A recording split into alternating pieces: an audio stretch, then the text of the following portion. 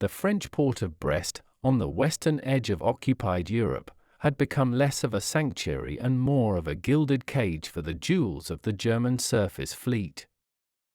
The powerful battlecruisers Scharnhorst and Gneisenau, alongside the heavy cruiser Prinz Eugen, had been pinned down in this harbor for nearly a year.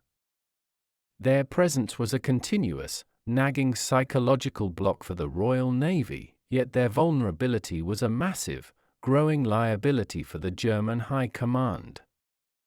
Constant, heavy, and often accurate bombing raids by the Royal Air Force had inflicted substantial, cumulative damage on the ships and the elaborate concrete submarine pens built to protect them.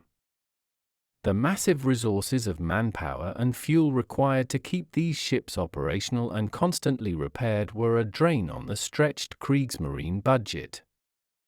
Adolf Hitler himself grew increasingly frustrated that these expensive capital ships were sitting idle, contributing nothing active to the ongoing war effort against the Allied convoys. Their strategic value was severely diminished by the necessity of hiding and repairing them, rather than deploying them to the Atlantic where they could prey upon shipping. The British considered them a stationary threat, a magnet for bombers, but also a persistent distraction from other theaters of war. The decision was forced upon the Germans: they had to be moved, or they would inevitably be destroyed in port by a concentrated Allied air assault.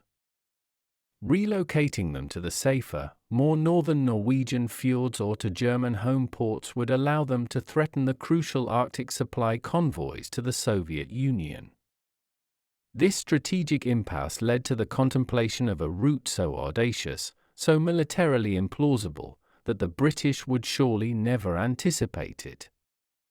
The narrow, heavily defended English Channel, bristling with coastal guns, minefields, and air patrols, became the only viable option for a rapid, surprise withdrawal. The very concept of steaming 3 capital ships through the world's most closely watched strait was an act of pure desperation and military theater.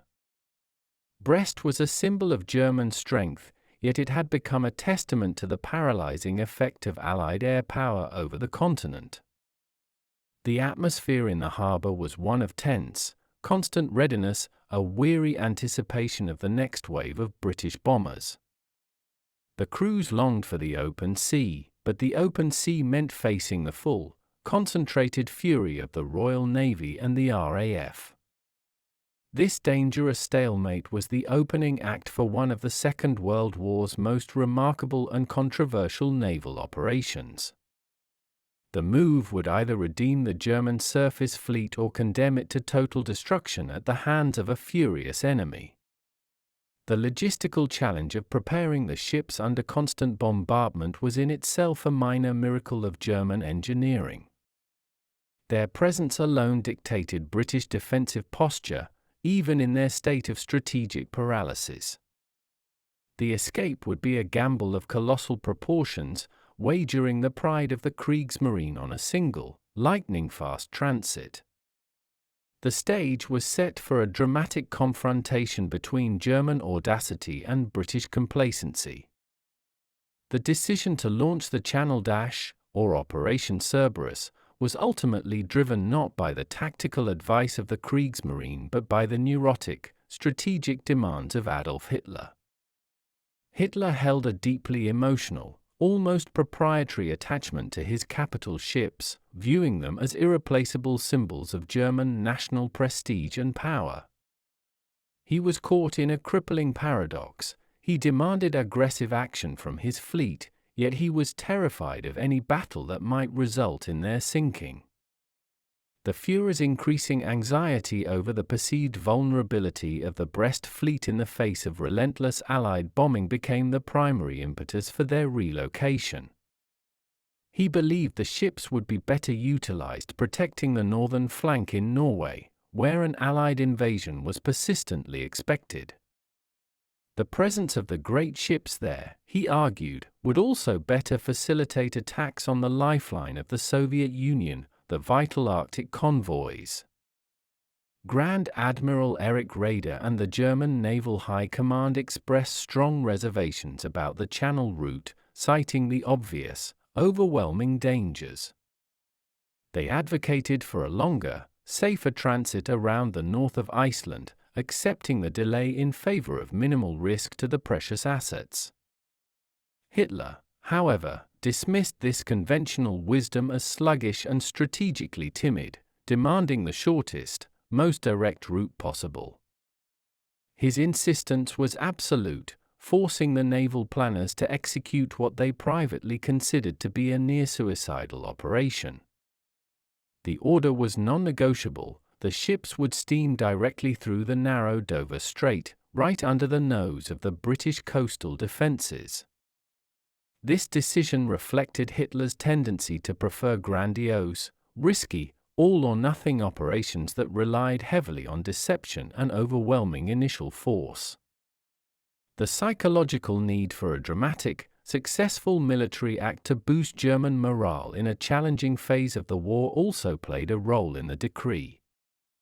It was a test of the Kriegsmarine's ability to execute the impossible, validating Hitler's faith in the superiority of his commanders and technology. The Führers will overrode the sound military caution of his most senior naval officers, compelling them to commit to the dangerous passage. His focus on the political and symbolic value of the ships outweighed their practical tactical deployment in the ongoing naval war. The planning that followed was a desperate attempt to mitigate the insane risk imposed by the highest level of German command. Every detail of Operation Cerberus became a logistical effort to ensure that the dictator's impossible order did not result in a catastrophic loss. The resulting plan was a masterpiece of coordination, driven by the desperation to satisfy a paranoid and strategically inflexible leader. The German admirals proceeded not with confidence, but with the grim determination of men forced to stake everything on a single, improbable roll of the dice. Operation Cerberus was a testament to the organizational brilliance and precision of the German military planners, a scheme relying entirely on surprise and flawless execution. The objective was deceptively simple: move 3 of the most powerful surface warships in the world from Brest to German ports in a single, unhindered 36-hour dash. The core principle was speed, as the German fleet, led by the battlecruisers, would maintain the highest possible cruising speed for the entire transit.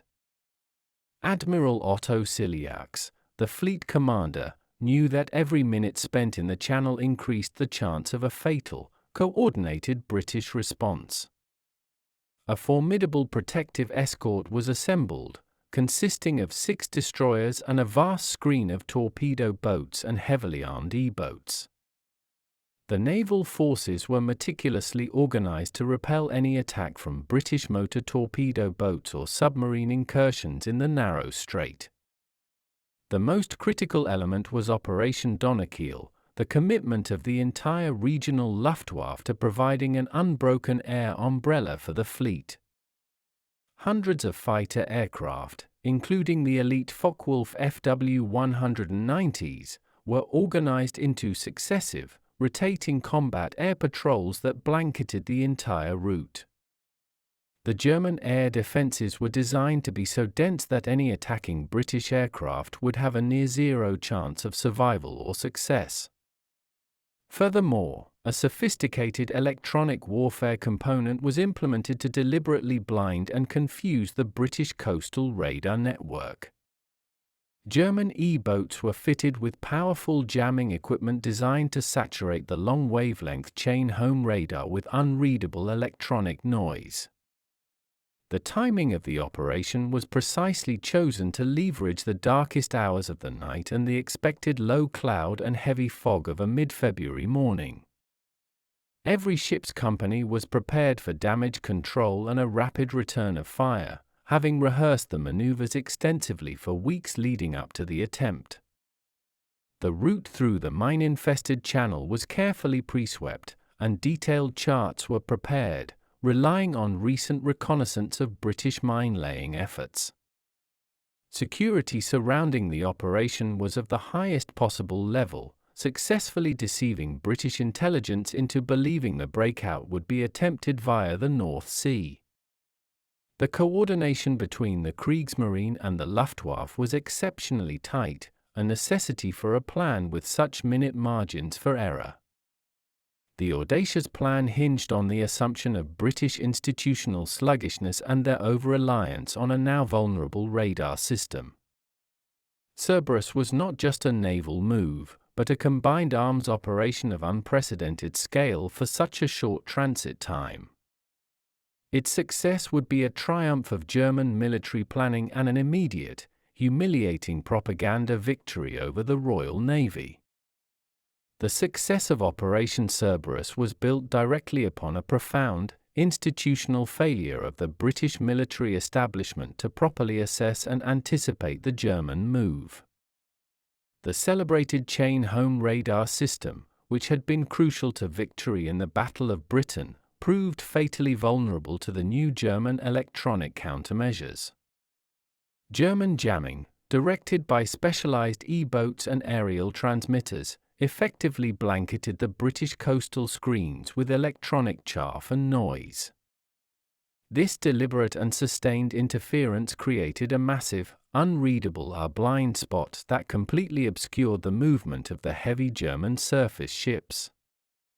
The failure, however, was not solely technical, it was equally a failure of intelligence analysis and doctrinal flexibility within the British command.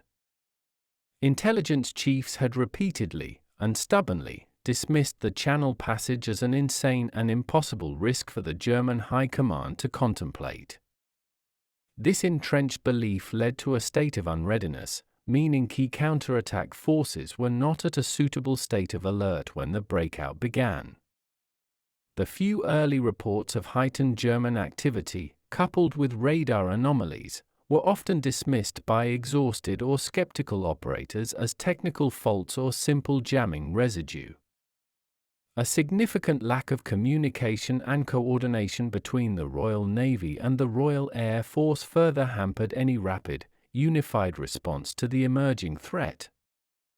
The various defense sectors operated in isolation, ensuring that no single commander had a clear, unified picture of the massive German force steaming towards them. Even after the fleet was finally visually identified by a patrolling Spitfire pilot, the command structure was so slow to react that precious hours were lost. The ensuing counterattacks were mounted by small, uncoordinated forces, essentially sacrificing themselves in piecemeal assaults against the overwhelming German protection. The British were victims of their own past success, their confidence in their defensive systems preventing them from imagining such an audacious, high-risk maneuver.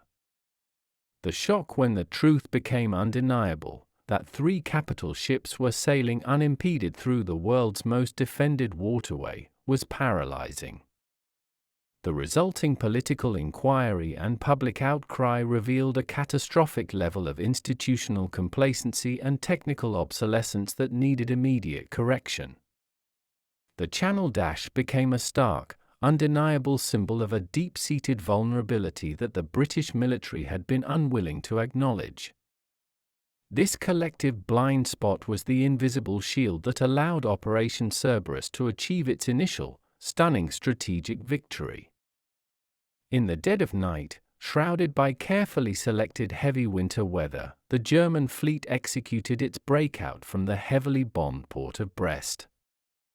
The massive ships, Scharnhorst, Gneisenau, and Prinz Eugen, slipped their moorings and quickly accelerated, forming a tight, fast-moving column in the dark waters. The fleet maintained a high speed, utilizing the weather conditions and the cover of night to maximize the element of surprise against the unready British defenses. The air was filled with the low, continuous drone of the engines and the deafening roar of the Luftwaffe fighter escort, which immediately established control of the skies. Operation Donaukiel was in full effect, with relays of German fighters creating an impenetrable, layered air umbrella that effectively sealed the Channel airspace.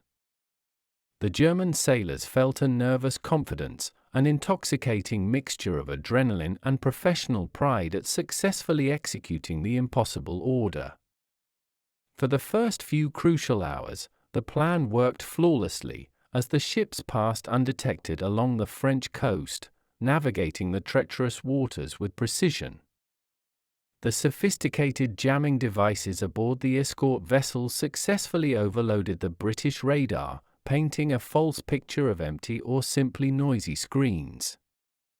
They passed the Cherbourg Peninsula and began their eastward turn toward the narrowest, most dangerous part of the Channel, the Dover Strait. The speed of the operation was the greatest defensive measure, denying the British the time needed to mobilize a decisive, organized force. The German crews were at maximum readiness, manning every anti-aircraft gun and prepared for the inevitable, if delayed, British reaction. The success of the unhindered movement was a profound psychological boost, proving that German audacity could overcome massive geographical and military obstacles. The ship's powerful engines thrust them onward, creating a visible bow wave that cut through the fog, a literal display of naval aggression and determination. Every German sailor understood the strategic importance of this dash, knowing they were engaged in an operation that defied all conventional naval wisdom. The German High Command, monitoring the progress from distant control rooms, felt a growing sense of triumph as the hours ticked by without a major incident.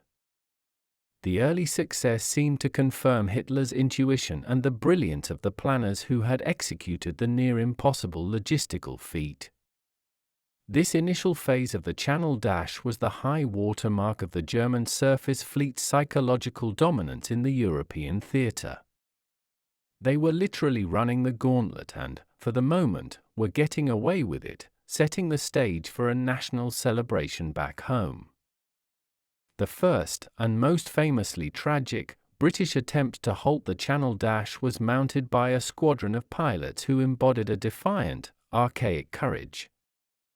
6 Fairey Swordfish biplanes, slow and obsolete aircraft affectionately nicknamed string bags, were scrambled from Manstein airfield to intercept the German fleet. These fabric-covered, open-cockpit torpedo bombers were relics of a bygone era, pitted against the most modern and heavily armed German warships. The operation was led by Lieutenant Commander Eugen Esmond, a man fully aware that the mission he was undertaking was an almost certain death sentence. The moment the Swordfish entered the Channel airspace, they were instantly pounced upon by the massed, superior Focke-Wulf FW-190 fighters of the Luftwaffe. The FW-190s tore into the slow-moving, vulnerable biplanes with merciless efficiency, turning the skies into a scene of unequal, desperate combat. Despite the near-hopeless odds, the Swordfish pilots held their course, determined to press their attack run through the blinding storm of anti-aircraft fire. Their mission was purely one of sacrifice. They hoped to launch one torpedo that would cripple a German capital ship and slow the entire formation down. The sight of the fragile biplanes challenging the massive steel hulls was a shocking, visceral display of pure, suicidal gallantry. The air was thick with smoke, tracer fire, and the roar of the German anti-aircraft guns as the small squadron closed the distance to their targets. Every single one of the 6 Swordfish aircraft was shot down, crashing into the cold, turbulent waters of the English Channel. The brave Lieutenant Commander Esmond was among the fallen, having led his men in a final, defiant act of duty and professionalism. The sacrifice was total, a profound human cost for a military action that failed to achieve a single hit on the German battlecruisers. Though militarily unsuccessful, the attack had an immense psychological impact, serving as a desperate symbol of the Royal Navy's refusal to surrender its home waters. The heroism of the Swordfish crews became an immediate rallying point for the disgraced British nation, transforming a military defeat into a moral victory. Esmond was posthumously awarded the Victoria Cross, the highest military decoration, for his extraordinary leadership and selflessness in the face of impossible danger. Their final, doomed attack ensured that the German fleet would not pass through the Channel without a ferocious challenge to its assumed invincibility. Following the initial, sacrificial strike by the Swordfish, the British response escalated into a series of furious, yet largely fragmented and uncoordinated counterattacks. The lack of centralized command and the speed of the German advance meant that the British military units were forced to operate in isolation and on the fly. Small flotillas of British destroyers and motor torpedo boats, MTBs, scrambled out to sea, launching desperate, high-speed torpedo runs against the massive German escort screen. These small naval craft faced a wall of fire, as the German warships and their escorts were prepared for close-range combat and deployed overwhelming firepower. The torpedo attacks were brave and relentless, particularly in the poor visibility, but the protective ring of German destroyers successfully intercepted or deflected most of the threat. Meanwhile, the Royal Air Force threw every available bomber and fighter at the enemy column, but their efforts were severely hampered by the continuing poor weather and the German air superiority. The Luftwaffe's Donakiel operation maintained its iron grip on the skies, ensuring that many British aircraft were engaged by fighters before they could even reach the target area. Bombing runs were often conducted at high altitude or through thick cloud, based only on limited information, resulting in bombs falling harmlessly into the sea. Coastal artillery batteries at Dover, representing the last hope for a decisive blow, finally opened fire as the German fleet came into range of the massive guns. The high-caliber shells caused massive plumes of water, and while hits were registered on both Scharnhorst and Gneisenau, the range and speed of the targets prevented a crippling blow. The combined attacks from sea, air, and shore demonstrated the desperate urgency of the British response but ultimately highlighted the successful execution of the German plan. Every British effort was reactive, forced to contend with a situation that should have been neutralized hours before, revealing a critical lapse in defense planning.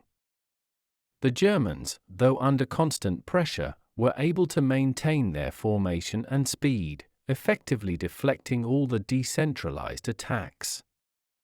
The chaos of the British counterattack served as a stark illustration of the consequences of allowing the enemy to dictate the timing and terms of the engagement.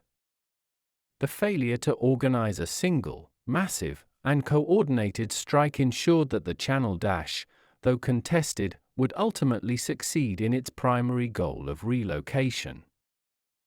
As the last remnants of the German fleet steamed triumphantly into the relative safety of German waters, the Nazi propaganda machine instantly went into overdrive.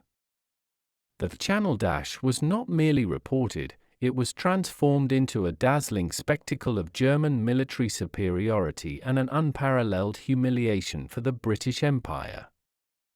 German newsreels, broadcast with dramatic fanfare, showed the massive hulls of the capital ships entering port, their decks lined with cheering, victorious sailors. The accompanying commentary declared the operation an impossible feat, a proof that the German military could penetrate the Royal Navy's home defenses at will. Admiral Ciliax was immediately hailed as a national hero, his name synonymous with the audacity that had confounded and defeated the centuries-old might of the British fleet. The event was presented as a massive, humiliating loss for Prime Minister Winston Churchill and a symbolic end to Britain's unquestioned naval dominance in the Channel. The psychological impact was enormous, both for the German public, who desperately needed a victory narrative, and for the British, who felt a national shame and anger. The propaganda was careful to completely omit any mention of the substantial damage that the two battlecruisers had sustained from mine strikes near the end of the dash. The focus was purely on the apparent unhindered passage, the total failure of the Royal Navy and the Royal Air Force to prevent the escape. This narrative of invincibility was vital for Hitler, who used the success to justify the massive investment in his surface fleet over the more effective U-boat program.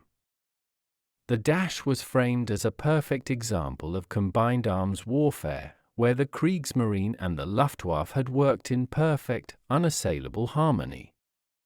The event became a political shield, deflecting domestic criticism of the strategic stalemate that had previously kept the ships bottled up in Brest.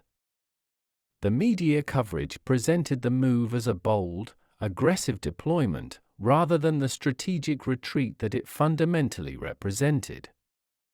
The triumphant scenes projected an image of a military juggernaut that could not be stopped by geography, air power, or naval might. The perception of success was so overwhelming that the tactical reality of the damage inflicted was completely lost in the deluge of celebratory news. This propaganda coup secured the Dash's place in German history as a moment of glorious naval triumph over a disorganized, inferior enemy force. Beneath the veneer of triumphant propaganda, a stark and costly reality unfolded in the final, most vulnerable hours of the Channel Dash. The heavily mined waters of the North Sea, where the British had recently laid new, sophisticated magnetic mines, exacted a severe and silent revenge on the German fleet. Just as the German battlecruisers were nearing the perceived safety of their home ports, their speed and momentum brought them into contact with the unseen threat. The Scharnhorst struck a mine, suffering a violent explosion that caused severe damage, temporarily crippling her engines and bringing the massive warship to a near standstill. Shortly afterward, the Gneisenau also suffered a major mine strike, further compounding the disaster and forcing the damaged ships to limp toward port. These underwater explosions inflicted structural damage, caused massive flooding, and necessitated emergency repairs that were both complex and time-consuming. The irony was profound. The capital ships had successfully evaded the combined, direct attacks of the Royal Navy and the Royal Air Force, only to be crippled by a passive weapon. The mine damage completely negated the strategic benefit of the Dash, as both Scharnhorst and Gneisenau were immediately forced into extended periods of dry dock for major reconstruction. The ships, which were supposed to immediately threaten the Arctic convoys, were instead tied up in repairs for many months, rendering them strategically useless. The operation was a tactical success in relocation, but the severe, hidden damage made it a profound strategic failure in terms of maintaining operational readiness. The mines were a final, decisive British weapon that proved the Channel was never truly defeated, even if the enemy fleet managed to slip through. The costs of the subsequent repairs tied up vital German naval engineering resources that were urgently needed for the U-boat fleet and other wartime necessities. The extensive damage meant that the triumph of the Dash was immediately followed by a prolonged period of strategic impotence for the two battlecruisers. This silent, unseen revenge ensured that the Channel Dash, while a morale booster, did not translate into an immediate or decisive shift in the war at sea. The humiliation of the Channel Dash served as the ultimate, undeniable proof of the catastrophic vulnerability of the existing British electronic defence systems. The failure of the fixed-site, long-wavelength chain-home radar to counter German jamming made immediate, revolutionary change a military imperative. The solution lay not in more ships or planes, but in a small, powerful technological device known as the cavity magnetron, developed in secret by British scientists. This revolutionary component could generate powerful, short-wavelength microwave pulses, enabling the creation of radar sets that were dramatically smaller and more precise. Crucially, the high-frequency microwave radar was almost completely immune to the jamming techniques that had successfully blinded the chain-home system during the dash. The short wavelength offered an unprecedented level of clarity, allowing operators to distinguish small, low-flying aircraft and ships that had been invisible before. The national crisis spurred a massive, accelerated program to deploy this new microwave radar technology across the coastal defenses and, most importantly, into aircraft.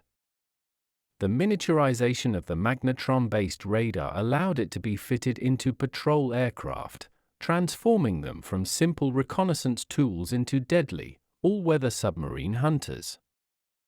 This silent, technological breakthrough was the true, strategic response to the German audacity, a quiet revolution that would decisively swing the balance of the naval war.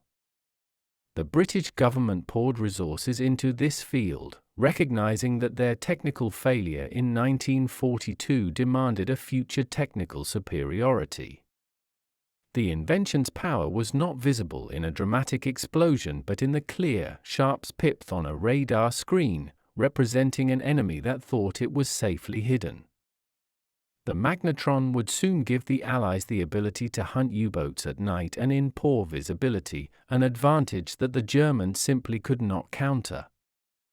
The British understood that the only way to truly overcome the shame of the dash was to render the German technology and tactics obsolete. This focus on fundamental research and rapid deployment of the magnetron proved to be a far more devastating long-term blow to the Kriegsmarine than any immediate military counterattack. The rapid and widespread deployment of the cavity magnetron-powered radar fundamentally and irreversibly altered the strategic landscape of the Battle of the Atlantic. Airborne radar, now installed in British Coastal Command aircraft, gave the Allies an unprecedented capability to locate and destroy German U-boats. The German submarines had previously enjoyed relative safety on the surface at night, a critical period for recharging their batteries and making high-speed attacks.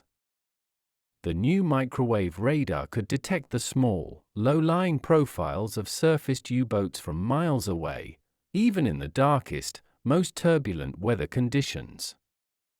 The hunter suddenly became the hunted, as Allied aircraft could vector in on the radar contact with deadly precision, often catching the U-boat completely by surprise. The resulting surprise attacks, launched before the U-boat could dive to safety, led to a dramatic and unsustainable increase in German submarine losses. This technological superiority forced the U-boat commanders to spend more time submerged, drastically reducing their patrol speed and overall strategic effectiveness. The German Navy, having briefly tasted electronic superiority during the Channel Dash, now faced a technological enemy it could not see and had no immediate counter for. The very success of Operation Cerberus, which spurred the urgent need for a new radar, ironically led directly to the crippling of the U-boat fleet in the subsequent year. The new radar also drastically improved the ability of Royal Navy escorts to protect the vital Arctic and transatlantic convoys. Warships could now maintain tight formation and track potential raiders or submarines in conditions of zero visibility, eliminating the blind spots of the past. The magnetron did not just improve detection, it fundamentally shifted the initiative of the war at sea entirely to the Allied side. The German response to this new reality was slow and inadequate, unable to match the speed and effectiveness of the British technological leap. The silent, invisible electronic battlefield had been won by the British, ensuring that the strategic future of the war at sea belonged to the Allies. The ultimate, decisive retribution for the perceived shame of the Channel Dash occurred nearly 2 years later in the icy, unforgiving waters off Norway. The battlecruiser Scharnhorst, finally repaired from the mine damage sustained during the dash, was deployed in the far north to attack the Allied Arctic convoys. The strategic circumstances in December 1943 were fundamentally different, entirely due to the radar revolution that the 1942 had accelerated. On the night of December 26, the Scharnhorst was attempting a high-speed attack on a convoy, confident in the vastness and darkness of the Arctic Sea. The British Home Fleet, including the powerful battleship HMS Duke of York, was tasked with interception, relying entirely on their newly installed technology. The Duke of York's superior, short-wavelength radar precisely located the German battlecruiser in the stormy, complete darkness of the Arctic night. This perfect detection allowed the British battleship to close the distance and open fire at a range where the German ship was still unaware of the immediate threat. The German radar, inferior and outdated, failed to detect the approaching Duke of York, leading to a devastating and complete surprise attack. The accurate, radar-directed shelling crippled the Scharnhorst's engine rooms and armament, bringing the pride of the German surface fleet to a halt. Surrounded by a relentless force of British destroyers and the mighty battleship, the Scharnhorst was eventually sunk, taking almost all of her crew with her. The Battle of North Cape was a decisive and tragic end to the German surface radar threat, and it was a victory entirely dictated by superior radar technology. The sinking was the final, devastating answer to the German propaganda of invincibility that had followed the Channel Dash. The Channel Dash had been a brilliant tactical success but a long-term strategic failure, as it spurred the technological innovation that ultimately led to its final defeat. The fate of the Scharnhorst demonstrated that in the new electronic age of naval warfare, audacious planning could no longer overcome technical superiority. The British shame of 1942 was avenged by the technological triumph of 1943, marking the absolute end of the German battlecruiser as a strategic factor in the war.